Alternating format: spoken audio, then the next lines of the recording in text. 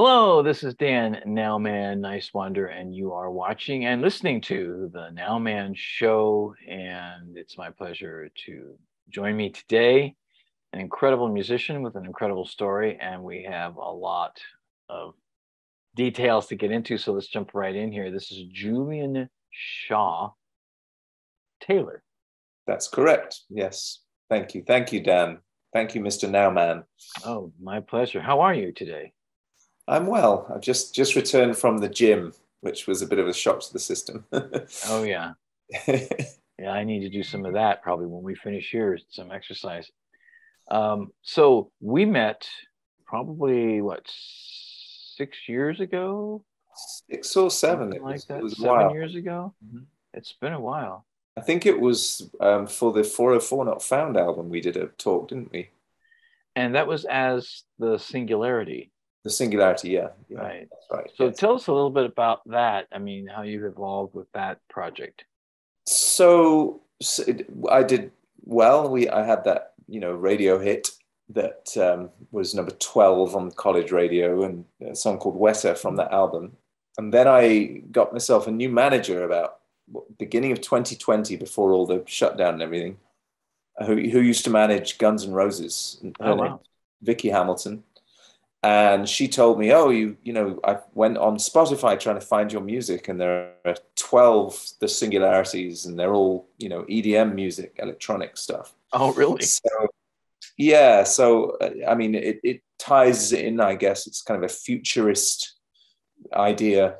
Some of the singularities relates to futurism, which is AI and the development of AI, and the exponential shift in human consciousness that occurs when computers are able to perform all the tasks we can perform. Anyway, that was the singularity. And she just says, you just have to go under your own name, because otherwise people will get confused. Every time I do a remix and it's a singularity remix, it could be confused with one of these guys, and they'll get credit for what I do, and people who are anticipating their style of music will be disappointed with what I do. So I understand the thing, because my work is in many different areas, and when I do a remix, it isn't EDM, it isn't electronic. It's there's a lot more to it than that. So that's the wrong way of phrasing that, maybe. But so I understood, but unfortunately, obviously, I'd built up that brand for a while. Now I'm just me. Can't hide behind any of it. Can't pretend. Right. Exactly. At some point, you might as well be transparent and just be who you are, Exactly. and so I can certainly identify with that. It's a much better place to be, unless you happen to have a band or something of that nature, or a like a, what do they call it with writers like Mark Twain? You just have another name. I can't. There's another term for it. Pen name or nom Pen de name. plume. Yeah. Right. So yeah, it's better to be transparent, if you don't have one of those scenarios going on. And Um, also, it means that you have to commit to an emotional style of writing. I mean, from your own perspective. It's like Damon Albarn, for example, of Blur. His solo records are very much him. They are not the Gorillaz, and they're not Blur. mhm. And so he has to commit to that. And even though he's done some pretty odd albums that are historically based, he's also done some which are very, very personal. And certainly this new album, Elysium, is very personal. So it being under my name makes a lot of sense. So when you say no, how do you spell the name of the album? Elysium, Elysium.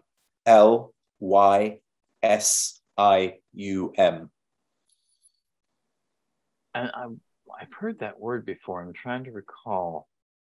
It is a Greek word. The Elysian fields, I Ah, believe, were the fields of the gods, the beautiful verdant pastures of the afterlife. I believe. I'm not 100% on that, because it's not named for Greek mythology. It's named for a specific venue in Austin, actually. oh, really? Yes. So tell us the story about that. How does that tie into your album title? Well, I met the lady, the muse in question that I wrote the album about at Elysium, the venue. And because of the connotation that it has with Greek mythology, I mean, my first solo record was called Cogito Ergo Sum, which is Latin. So I just thought, you know, having some Greek mythology ties into that general. In fact, that makes sense because my only other solo record was in Latin, and this one is in Greek. Oh, wow. So I guess that makes sense. You just made me think of that, Dan. Yeah, there's going to be tie-ins like that when you make albums. I mean, that's happened to me where I'll do certain things, even though album projects are completely different in most ways. There's certain similar things that kind of sometimes carry over. Artists tend to do that. Yeah, I mean, if you write, I mean, I believe, I mean, this is just in retrospect and the realization of having this conversation, I used the singularity nomenclature to bring in pieces of music that weren't necessarily from my own heart perspective. Maybe they were written, you know, with the usefulness of a nom de plume, if you will. And the ones that I've written under my own name, as I say, this is probably my 17th full-length album, but wow, my second under my own name, or third under my own name, strictly speaking. It is definitely the most personal record from the heart that I've ever done.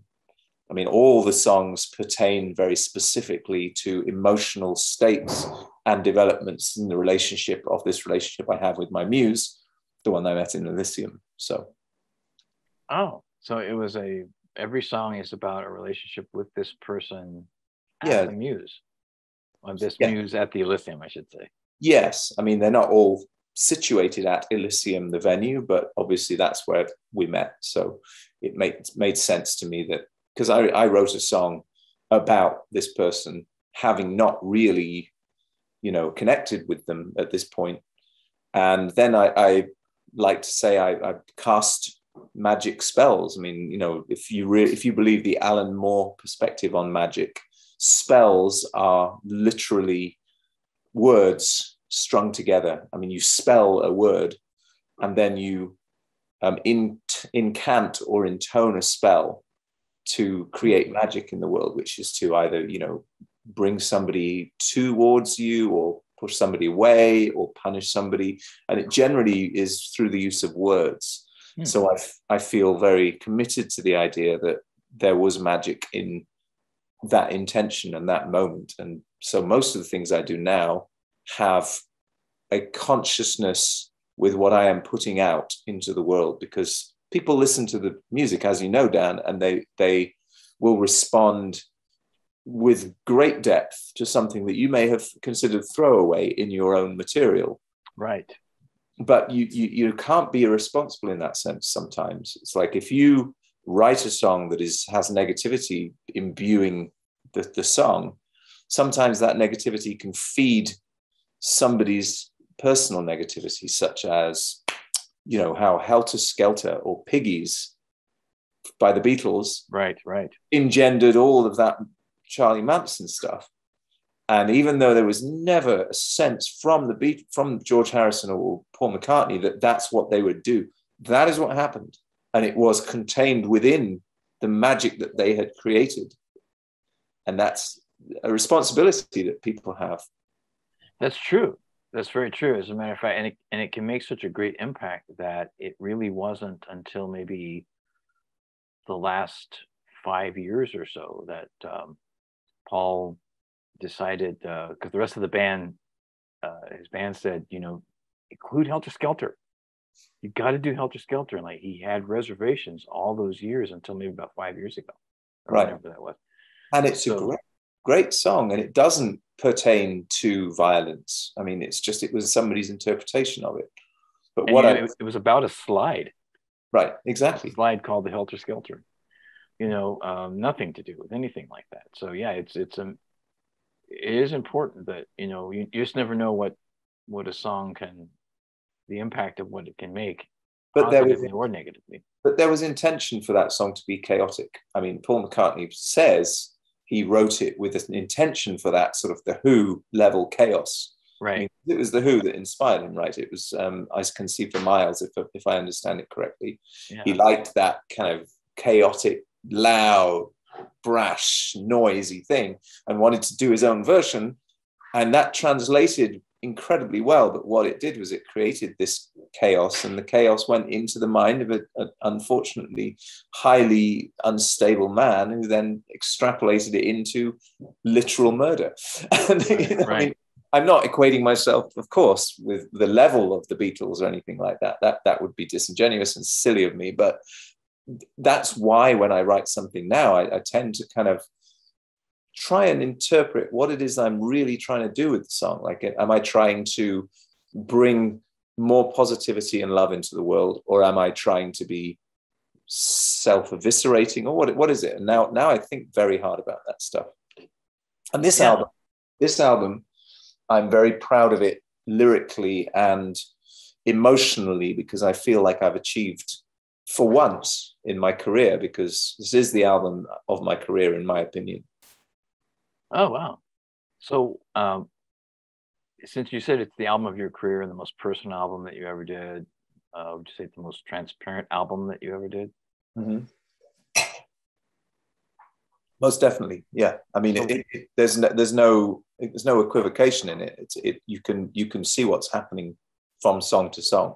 Like, as they develop, you can see the emotional states as little bubbles of how it develops. Like, I mean, it's not all positive. It's not all love and light and wonderfulness. It is a growth. And I appreciate the fact that, you know, through the growth of the relationship, those different nuanced emotional states became part of the narrative. And so it is a narrative album. It's not a concept album necessarily, but there is a concept behind it. Right. I don't want to be like, you know, Roger Waters and be all that one thing, because although having seen him the other day, I thought he was magnificent and really appreciated. Yeah, I've heard reviews, seen pictures, and I was hoping to have gone myself, but it just didn't work out. But yeah, I'm a big fan of Roger Waters and Pink Floyd, and have been for a long time. Now each of your songs you say is a narrative. So would you say it's a poetic style in talking about a variety of different subjects in your life? No, it's all very much focused on the development of this one relationship. Everything is about that. Yes, the narrative is contained in the song cycle, not in the individual songs, although there are narrative elements, like recitative elements to the songs, which carry the narrative along. But each song sort of encapsulates one specific thing. And I've never really done that before, because I've never had an overarching concept for a record before. And I've always just selected which are the best songs. And this one, I sent it out to a bunch of my friends, David J from Bauhaus included, who plays on the record. And I wanted their opinion on which songs worked in which contexts and all that stuff. And I got a lot of differing opinions. So there are about another 6-7 songs that I left off this album, which are going to be following up. I mean, I've recorded a song with Carmine from Bowie's band, and Alan from Morrissey's band, and Chris from the drummer from Berlin. And it's a re-record of an old song. So what I'm probably going to do is I'm going to take the songs I did with David and Carmine and MGT, who is a guitar player, played with Tricky and Peter Murphy and all those guys. I'll probably put them together in a second follow-up album that's going to be like the rest of the narrative, with extra tracks that have special guests on them, basically. So that's going to be that record, because I have so much material that I have finished lying on my hard drives. I felt committed to put out 12 songs that fit this tight circle narrative. I wanted that for Elysium. But there's a lot of extra stuff as well. So there will be a follow-up within a year. Within a year? Oh, great. It's done. So it just needs to. As I say, I sent out a 17-song cycle, and we whittled it down to 12. There were some consistencies in what the songs to keep were, but there were no consistencies with which songs to jettison. So, oh wow.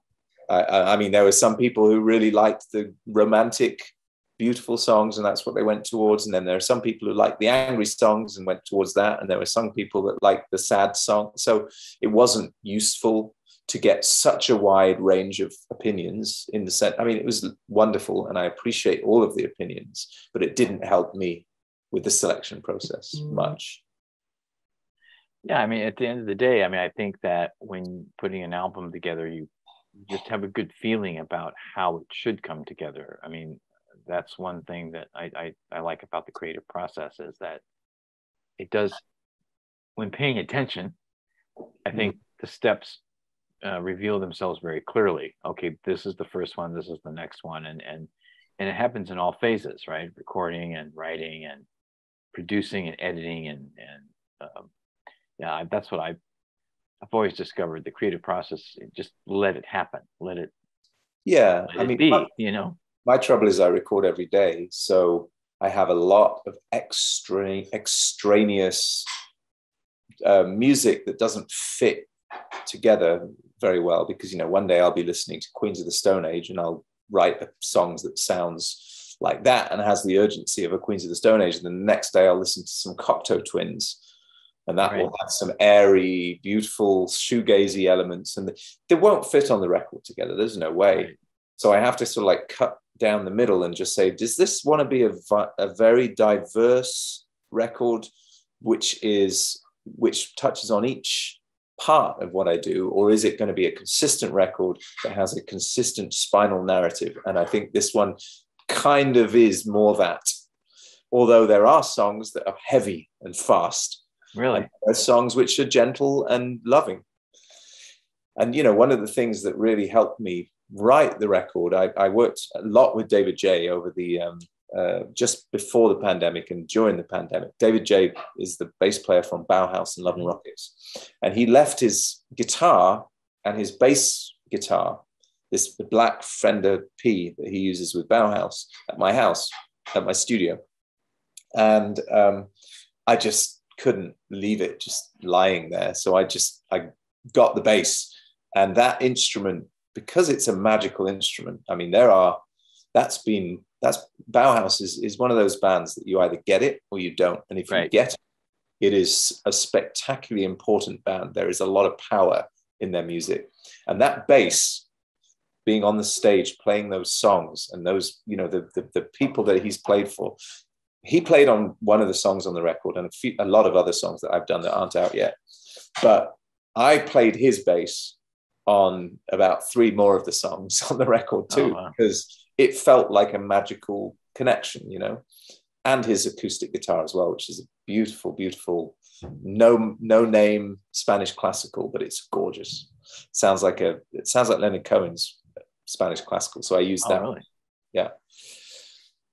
So I wanted to bring some of that magic in, and you know, although there aren't that many special guests on the album, I felt like that instrument was a special guest. Yeah, absolutely. Because it's really about the music anyway. Mm-hmm. You know, because the fame and the celebrity and all that kind of stuff, it has its place, obviously. And, you know, from a marketing standpoint, I understand that. But really, it does come down to the music and what you're hearing and what you're experiencing. Well, this is true. But I mean, I love collaborating with people. Mm-hmm. And I very rarely get the opportunity to, I work so much, I remix a lot, and I produce other people's music, and I do writing sessions with people. But the opportunity for somebody of such great stature in the world where I inhabit to come and join me, because all the ones that I've worked with, you know, Bowie's guy, Bauhaus, Morrissey, like these people are all people in my context. And the fact that they will come in and work with me, it's a great honor. I'm not putting them on the record to, you know, to say, hey, I got this dude on my record. Right. It is an honor to have their input. And especially with David, because I like him a lot.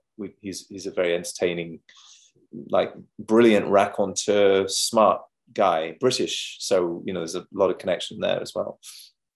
But, you know, as I say, there's a lot of stuff I haven't released that we've done together because it doesn't fit this album. Yeah. Well, that, and in time you'll release it, I'm sure, in some. Well, his next album, he tells me, is going to be, the first side is going to be the songs we've done together. Oh, really? Wow. Not with me vocalizing, with his vocals. So they're his songs that I produced and played the majority of the instruments on. So so that's good. I'm looking forward to that. It's a solo album. It's David J's solo record, yeah. And does he still do Love and Rockets too, or is that? I don't. I imagine. Well, Bauhaus just split up. Oh, they did. Yeah. So I maybe, let's hope. Fingers crossed for a Love and Rockets reunion, huh? Yeah, because they just played Pasadena, right? A Pasadena huge 80s festival at the Rose Bowl. The Cruel World Festival. Cruel World, yeah. And they broke up since then. Yeah, they broke up. Oh, wow. My muse and I went to that show, actually. It was spectacularly good. Bauhaus ruled the night. And Morrissey was really good too.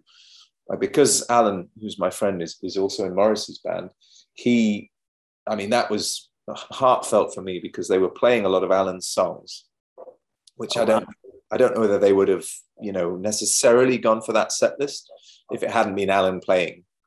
So for me, that was a great thrill. And it's wonderful to see when you see your friends up on stage and it's this huge, stage in front of however many thousands of people that is. It's a real thrill. I find that very heartening. Yeah, it is exciting. I've had a chance to do it a few times in my life. With Mike Garson, for example. Yeah. Mike is an incredible musician, just no doubt about it. And I really love his honesty too. His genuineness and caring. Right. So it's that's why I think when we resonated because of now, right. The concept of now is how we connected, basically, I think. The power of now, you might say. The power of now, yes. Yeah, exactly. Live in the moment, Exactly. Now you also do tribute bands too. And you do tributes. That's correct. I know that originally when we first met, you had a project called The Band Who Fell to Earth. The Band That Fell to Earth. The Band That Fell to Earth, which is kind of a takeoff on the David Bowie movie, The Man Who Fell from Earth. To Earth. Fell to Earth, yeah, I know. So are you still doing that project, or do you do that as a solo?